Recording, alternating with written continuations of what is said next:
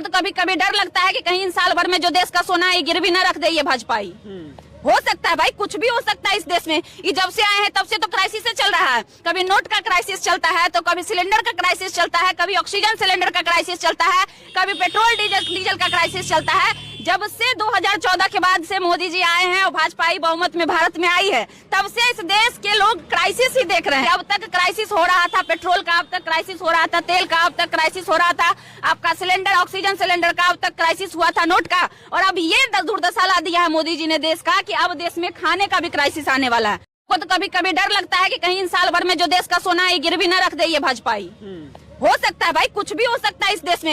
ये जब से आए हैं तब से तो क्राइसिस से चल रहा है। कभी नोट का क्राइसिस चलता है, तो कभी सिलेंडर का क्राइसिस चलता है, कभी ऑक्सीजन सिलेंडर का क्राइसिस चलता है, कभी पेट्रोल डीजल का क्राइसिस चलता है। जब से 2014 के बाद से मोदी जी आए हैं और भाजपा बहुमत में भारत में आई है, तब से इस देश के लोग क्राइसिस ही देख रहे हैं। अब तक क्राइसिस हो रहा था पेट्रोल का, अब तक क्राइसिस हो रहा था तेल का, अब तक क्राइसिस हो रहा था आपका सिलेंडर ऑक्सीजन सिलेंडर का, अब तक क्राइसिस हुआ था नोट का, और अब ये दुर्दशा ला दिया है मोदी जी ने देश का कि अब देश में खाने का भी क्राइसिस आने वाला है।